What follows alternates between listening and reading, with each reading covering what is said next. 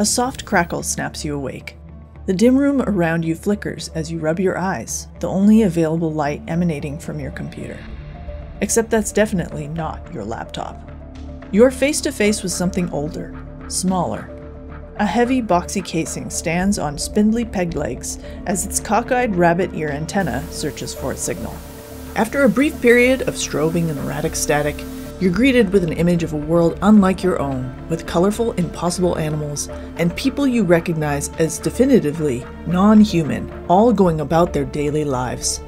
It seems so real, clearer than any televised image you have ever seen, even in today's high-definition society. And strangely, you feel the urge to touch the screen. Before your fingers can meet the glass, soft, colorful ribbons of light emanate from the strange device, wrapping around your outstretched hand and arm, enveloping you in energy that prickles your skin and makes your hair stand on end. Without warning, you are sucked through. Welcome to the Paperverse. Hello friends, artists, and storytellers. I am Bogus Red, and today we're going to be taking a brief dive into the world building surrounding portals, the unsung connective tissue holding the network of worlds together, allowing characters to explore and adventure at will. So, what exactly are these portals? Who made them? And how do they work? In the Paperverse, portals are the method by which all characters travel, either intentionally and willingly, or accidentally and unwittingly, activating when they draw close with their talisman, an object that is important to its owner and almost as inextricable from their own DNA. Talismans can be magical or mundane items, but they must contain a special, recently rediscovered fiber from a flower known as the starfall.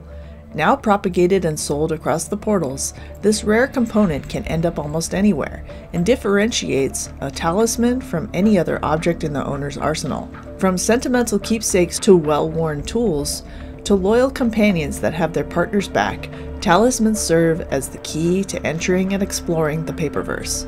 Why this is the case has been lost to time, and marches in lockstep with other questions, like who built the portals, and why were they created in the first place? Rumors and whispers about their origins faded long ago into silence, and the devices themselves were not rediscovered until recently, reconnecting worlds that had long since forgotten about these pathways. The study of portals is a difficult process, given that these television devices cloak themselves so that they go unseen by the vast majority of the population. In spite of not knowing where these strange devices came from, who made them, or why, we do know roughly how they work.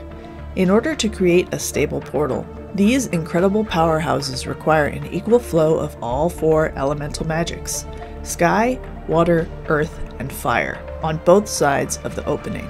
While they require a lot of power, these devices are surprisingly low maintenance, using the world's ambient magic to open and close with as much effort as one might open a regular door with well-oiled hinges.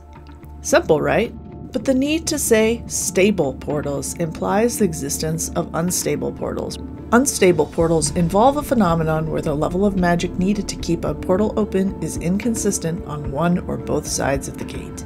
While they may hold for a period of time, the world's magical flow is either not strong enough or not balanced enough to hold the doorway open, wavering and eventually dissipating.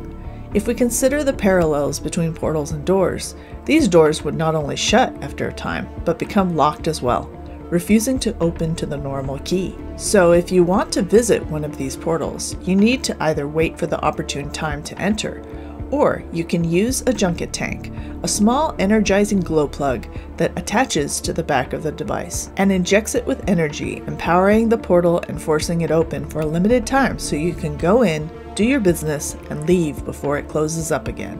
These little jump starters can only be used once, showcasing the kind of power these devices need to open and maintain the portals. One thing is for sure, the portals are an absolute necessity for the inhabitants of the Paperverse to grow and expand their horizons, and it is their presence that brings visitors together, even worlds and realities apart. Dive into the portals of the Paperverse with the PaperDemon Art role-playing game. Every drawing of your original character earns you loot and XP. If you're ready to be inspired to create, click the link in the description below and register your character today. If there's a part of the Paperverse you'd like to learn more about, give us suggestions for the next lore video in the comments below, and maybe in this way, you can take a trip across a few different worlds and realities of your own.